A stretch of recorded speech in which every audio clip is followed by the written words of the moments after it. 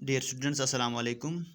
जो topic air pollution कल हमने पूरा किया, आज हम उसकी एक्सरसाइज करेंगे। डियर स्टूडेंट्स, क्वेश्चन नंबर 1 है define air pollution. Air pollution define करना है। When air is contaminated by unwanted substances which have a harmful effect on both the living and non living things, it is referred to as air pollution. जब air की quality को ख़राब किया जाता है unwanted substances से, जिनका बुरा असर दोनों लिविंग और नॉन लिविंग थिंग्स पर होता है, इस सिचुएशन को, जब एयर की जो क्वालिटी है, हवा की जो खासियत है, जब ये ख़राब होती है, इस सिचुएशन को हम एयर पोल्यूशन कहते हैं। दूसरा क्वेश्चन है what are air pollutants and name them. Air pollutants क्या है और इनका नाम बताना है। The substances which contaminate the air are called air pollutants. जिन चीज़ों से हवा की क्वालिटी ख़राब होती है, इन्हें हम एयर पोल्यूटेंट्स कहते हैं। सच substances may come from natural sources like smoke and dust arising from forest fires or volcanic eruptions, or they may be added to the atmosphere by human activities like burning of fossil fuels, firewood, cow dung. They may be released from industries, factories, automobiles or refrigerators, coolers, etc. ये substance, ये air pollutants कभी कभार natural sources से आते हैं, जैसे कि धुआं और डस्ट फॉरेस्ट फायर से या वोल्केनिक एरप्शन से। ज़्यादातर ये एयर पोल्यूटेंट्स एटमॉस्फेयर में ऐड होती हैं ह्यूमन एक्टिविटीज़ से। मिसाल के तौर पर burning of fossil fuels, firewood, cow dung, या इंडस्ट्री से आता है, फैक्ट्रीज से आता है, ऑटोमोबाइल से, रेफ्रिजरेटर से, कूलर से, एक्सेट्रा। तीसरा क्वेश्चन है name the various sources of air pollutants. Sources बताने हैं, ये एयर पोल्यूटेंट्स कहाँ से खारिज होते हैं। The sources of air pollutants are factories, power plants, automobile exhausts, burning of firewood and cow dung cakes etcetera. ये इसके सोर्सेज है, यहाँ से खारिज होते हैं ये air pollutants. Question number 4 is define smog and what are its ill effect. Smog किसे कहते हैं और इसके बुरे असरात क्या हैं। Smog is a kind of air pollution. प्यारे बच्चों, ये याद रखना, स्मॉग भी एक एयर पोल्यूशन का किस्म है। Originally named for the mixture of smoke and fog. ये एक मिक्सचर है स्मोक और फॉग का। Smoke may contain oxides of nitrogen which combine with other air pollutants and fog to form smog. Smoke जो एक एयर पोल्यूटेंट है, इसमें oxides of nitrogen present होते हैं। ये ऑक्साइड्स ऑफ नाइट्रोजन बाकी एयर पोल्यूटेंट्स के साथ मिलके और फॉग के साथ मिलके स्मॉग बनाता है। Smoke plus fog, that is smog. ये smog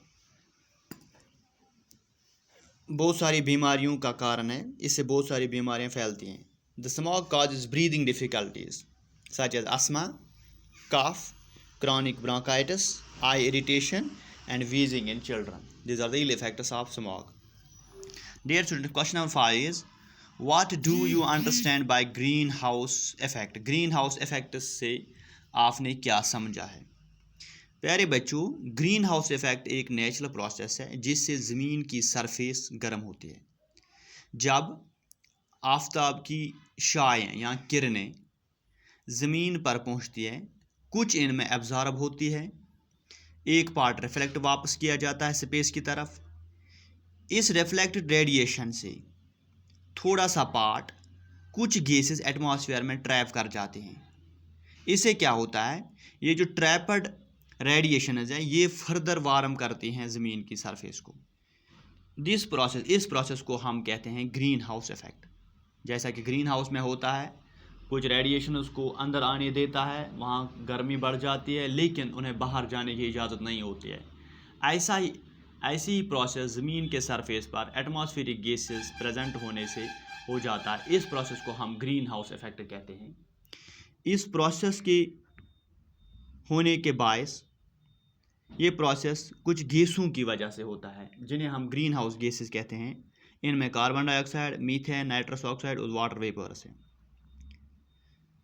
question number 6 dear students, global warming. Define global warming and name the various gases which lead to global warming. Global warming किसे कहते हैं और उन गैसेस का नाम बताना है जिनसे ग्लोबल वार्मिंग होती है। The gradual increase in the average temperature of Earth's surface due to the greenhouse gases is called global warming. ज़मीन का एवरेज टेम्परेचर ग्रेजुअली इंक्रीज होना, आहिस्ता आहिस्ता ज़मीन का एवरेज टेम्परेचर बढ़ना। ये बढ़ता कैसे हैं? कुछ ग्रीन हाउस गैसेस एटमॉस्फेयर में प्रेजेंट होते हैं जो हीट रेडिएशन उसको ड्राइव करते हैं, बाकी इनको वापस जाने की इजाज़त नहीं देते। इससे ज़मीन का एवरेज टेम्परेचर बढ़ता जा रहा है, लेकिन आहिस्ता आहिस्ता। इस सिचुएशन को हम कहते हैं ग्लोबल वार्मिंग। बहुत सारे गैस इसके लिए रेस्पॉन्सिबल हैं। Various gases like carbon dioxide, methane, nitrous oxide and water vapour, जिन्हें हम ग्रीन हाउस गैसेस कहते हैं, ये कंट्रीब्यूट करते हैं ग्लोबल वार्मिंग की तरफ। Question number 7 is dear students, what are the ill effects of global warming? इस ग्लोबल वार्मिंग की बुरे असरात क्या हैं? इससे हमारी ज़िंदगी पर क्या असरात पड़ सकते हैं? ग्लोबल वार्मिंग डियर स्टूडेंट्स, ज़्यादातर ये इंसान की एक्टिविटीज़ से होता है।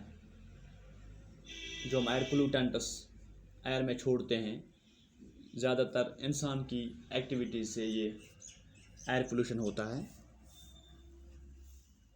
Dear students, human caused climate change, जो इंसानों की ये क्लाइमेट चेंज, जो इंसानों ने क्लाइमेट चेंज कराई है, it is one of the threats to sustainability. Many physical impacts of global warming are already visible, including extreme weather events. कभी कभार बारिशें इतनी होती हैं कि जितना इंसान यकीन नहीं कर सकता ये इतनी बारिश हो सकती है। कभी कभार ड्रॉट, खुश्की इतनी होती है कि इंसान के ख्याल में ही नहीं होता। Extreme weather conditions, glacier retreat, ग्लेशियरों का मेल्ट होना, इनका पिघलना। Change in the timing of seasonal events, जो सीजनल इवेंट्स होते हैं इनकी टाइमिंग में चेंज होना। अर्ली फ्लावरिंग होना, कभी कभार प्लांटों में अर्ली फ्लावरिंग होती है। या सी लेवल राइज होना। Decline in the Arctic sea ice content, जो आर्कटिक सी में आइस कंटेंट था, एक्सटेंट था, उसका डेक्लाइन होना, कम होना। These are the impacts of global warming. Thank you dear students.